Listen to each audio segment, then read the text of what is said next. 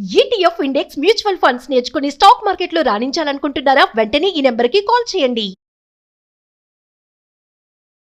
నమస్తే, welcome back to Suman TV. Present మనతో పాటు ఉన్నారు అనలిస్ట్ మందర్ కృష్ణారెడ్డి గారు. నమస్తే సార్. నమస్తే అమ్మ. సార్, సిల్వర్ మనం ఆల్రెడీ సిల్వర్ గురించి చాలా వీడియోలో మాట్లాడుకున్నాం. అంటే ముందు ముందు బంగారానికి అంత వాల్యూ ఉండదు, వెండికే ఉంటది అని చెప్పేసి అంటున్నారు. ఇప్పుడు వెండి చూసుకుంటే 2 లక్షలు దాటేసింది. ఈ రోజు 2 లక్షల చిల్లర ఉంది ప్రైస్. మరి ఎందుకు అంత వేగంగా పరిగెడుతుంది? అంటే రాను రాను ఇంకా పెరిగే ఛాన్సెస్ ఉంటాయా? బంగారం తగ్గే ఛాన్సెస్ ఉంటాయా? అంటే ముందుగా మనం చెప్పాల్సింది ఏంటంటే వెండి గురించి చాలా నెలల ముందరే సుమన్ టీవీలో మనం ప్రేక్షకులకు ఇన్ఫర్మేషన్ ఇచ్చాం. అతి వేగంగా పెరిగేది వెండి, భవిష్యత్తులో బంగారం కన్నా మించిపోయినా ఆశ్చర్యపడాల్సిన అవసరం లేదు. కాబట్టి బంగారం కొనలేని వాళ్ళంతా వెండి కొనుక్కోండి, బంగారం కొనగలిగిన వాళ్ళు కూడా వెండి కొనుక్కోండి అని మనం సలహా ఇచ్చాం. అది ఎంతమంది మరి పాటించారో మనకు తెలియదు, కానీ దాని ప్రత్యక్ష సాక్ష్యం ఇప్పుడు కనబడుతుంది. మరి ఇవాళ చూస్తే 2,04,000 రూపాయలు సుమారుగా కనబడుతుంది. అంటే 10 గ్రాముల వెండికి, ఒక 10 గ్రాముల వెండికి అదే కదా, ఒక తులం వెండికి మనకు కనబడుతుంది రేటు. ఇది ఇంకా ఆగదు, ఇంకా చాలా దూసుకుపోతుంది. బంగారంతో పోటీ పడి కొన్నేళ్లలో బంగారంతో సమానమైన రేటు వచ్చే అవకాశాలు ఖచ్చితంగా ఉన్నాయనేది నిపుణులు చెప్తున్న మాట. కారణం ఏంటంటే బంగారం ఓన్లీ ఆభరణాలకు ఉపయోగిస్తున్నాం మనం. కొద్ది మాత్రం ఎక్కడో చిన్న చిన్న మాత్రలు అవి తయారు చేయడానికి, ఆరోగ్యం కోసం ఉపయోగించేటువంటి అవకాశాలు ఉన్నాయి. కానీ వెండి అలా కాదు. వెండిని ఎప్పుడైతే ముందు వెండి అతి అమూల్యమైనటువంటి లోహం కింద అమెరికన్ గవర్నమెంట్ గుర్తించింది, అలాగే అన్ని దేశాలు గుర్తించాయి. ఎప్పుడైతే దీన్ని అమూల్యమైనటువంటి లోహం కింద గుర్తించబడ్డాయో వీటికి రేటు ఆటోమేటిక్గా పెరిగిపోయే అవకాశాలు నెంబర్ 1. నెంబర్ 2, ఎలక్ట్రానిక్ పరిశ్రమలో దీన్ని అద్భుతంగా ఉపయోగిస్తున్నారు. ఒక్కొక్క వెహికల్ లోపల, ఎలక్ట్రానిక్ వెహికల్ లోపల 75 కిలోల వెండి ఉపయోగిస్తున్నారు. ఒక్క వెహికల్ 75 కిలోలు అంటే ఒక రోజుకి లక్షల వెహికల్ తయారవుతున్నాయి. అంటే ఎన్ని టన్నుల వెహికల్ దానికోసం అవసరం పడుతుంది, వెండి అవసరం పడే పరిస్థితి ఏర్పడుతుంది. రోజుకు టన్నుల కొద్ది ఉపయోగించేసరికల్లా ఆటోమేటిక్గా దాని డిమాండ్ బాగా పెరిగిపోయే పరిస్థితి ఏర్పడింది. రెండోది, సెమీ కండక్టర్స్లో కూడా దీన్ని బాగా ఉపయోగిస్తున్నారు. సెమీ కండక్టర్ అనేది వాళ్ళ ఎలక్ట్రానిక్ పరిశ్రమకి ఒక అద్భుతమైన వరం. ఏది తయారు చేయాలన్నా, మొబైల్ ఫోన్ తయారు చేయాలన్నా, మరొకటి తయారు చేయాలన్నా సెమీ కండక్టర్ కంపల్సరీగా కావాల్సిన పరిస్థితి ఏర్పడుతుంది. సెమీ కండక్టర్స్లో ఉపయోగిస్తున్నారు. మూడోది, మనకు సోలార్ ఎనర్జీ లోపల ఉపయోగిస్తున్నారు. నాలుగోది, మెడికల్ ఎక్విప్మెంట్లో ఉపయోగిస్తున్నారు. అంటే ఇన్ని విధాలుగా దీన్ని ఉపయోగించడం వల్ల రోజు రోజుకి దీని డిమాండ్ విపరీతంగా పెరిగిపోతుంది. రెండోది, చైనా ఏం చేసిందంటే మొత్తం వెండి మీద బ్యాన్ విధించింది. అంటే వెండిని ఎక్కువగా రిలీజ్ చేయకండి, భవిష్యత్తులో వెండికి చాలా విలువ పెరగబోతుంది, కాబట్టి ఇప్పుడు ఉన్నదంతా అమ్ముకొని రోడ్లకు తీయాల్సిన అవసరం లేదు, వెండిని నిల్వ చేయండి అని చెప్పి వెండిని బయటికి రిలీజ్ చేయడం ఆపేసింది. మరి వెండి ఎక్కువ ఉత్పత్తి చేసేది ప్రపంచం లోపల వెండిని చైనాని.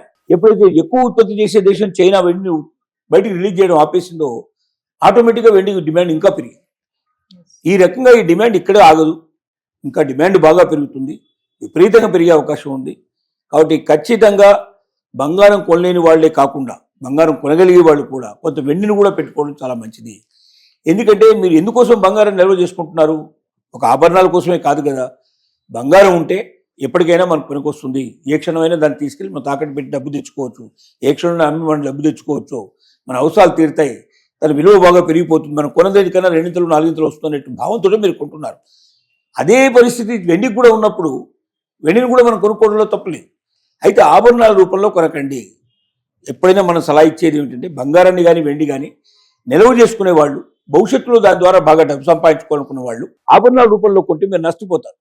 ఎందుకంటే మళ్ళీ దాన్ని లెక్కించినప్పుడు ఏం చేస్తారంటే దానికి అంతా కూడా తీసివేతలు చాలా ఉంటాయి. దానికి తయారీకి సంబంధించిన దాంట్లో దానికి సంబంధించిన మధురు గిజురు అన్ని తీసేస్తారు. ఇవన్నీ తీసేస్తే మనకు చాలా తక్కువ వస్తుంది. అలా కాకుండా అది కాక 24 క్యారెట్స్ని ఎవరు కూడా ఆభరణాల కింద వాడరు కాబట్టి 22 క్యారెట్స్ అయిపోతుంది. దాంట్లో ఎంత కల్తీ కలుస్తుందో మనకు తెలియని పరిస్థితి ఏర్పడుతుంది. ఇవన్నీ సమస్యలు చాలా ఉన్నాయి. ఎప్పుడు కూడా బిస్కెట్ రూపంలో కానీ, నాణ్యాల రూపంలో కానీ, లేకపోతే మనం డైరెక్ట్గా కొని కడ్డీల రూపంలో కానీ పెట్టుకుంటే మనకు బాగా ఉపయోగపడుతుంది.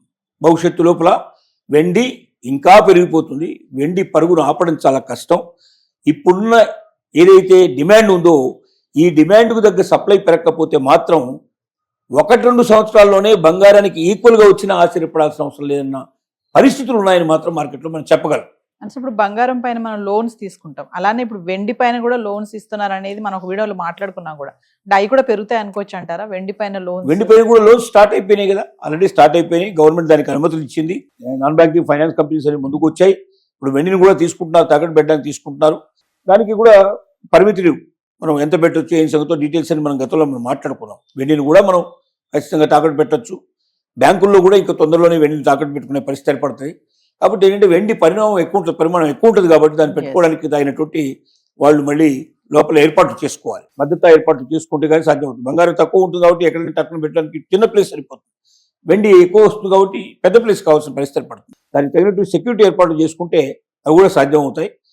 త్వరలోనే వెండిని కూడా ఎప్పుడంటప్పుడు బంగారంలాగా తీసుకెళ్ళి మనం తాకట్టు బ్యాంకులో ఇట్లా పెట్టేసుకుని డబ్బు తెచ్చుకునే అవకాశం ఉంటుంది మనకు. వెండి బంగారం కన్నా అనేక రెట్లు ఎక్కువ పరుగు తీసే అవకాశం 100% ఉంది. భవిష్యత్తు వెండిదే, బంగారంది కాదు, వెండిదే. బంగారం ఇక్కడే అవుతుంది. బంగారం ఆభరణాలతో మాత్రమే పరిమితం అవుతుంది. అది మన భారతదేశం, చైనా 2-3 దేశాల్లోనే. మిగతా దేశాల్లో బంగారాన్ని పెద్దగా వాడరెవరు. మీరు అమెరికా వెళితే ఆడవాళ్ళ దగ్గర ఏముంటాయి, చిన్న రింగులో లేకపోతే చిన్న ఏవో ఉంటాయి తప్ప పెద్దగా ఉండవు. మనం మళ్ళాగా దిగేసుకోవడానికి సిద్ధపడరు. మనం వడ్డానాలు ఏవి కావాలంటే మనం రకరకాలుగా ఎన్ని మొత్తం ఆకారం శరీరంలో అంతా కూడా బంగారంతో ముంచుకునే ప్రయత్నం చేస్తాం. కాబట్టి వెండి అనేది చాలా ముఖ్యం. ప్రతి మహిళ 1-10 సార్లు ఆలోచించండి. మహిళ కాదు, పురుషులు కూడా ఆలోచించండి. మీకు అవకాశం ఉన్నంత వరకు వెండి కొనిపెట్టుకోండి. భవిష్యత్తులో వెండి కొన్నందుకు మీరు ఎంతో సంతోషపడతారు. Thank you.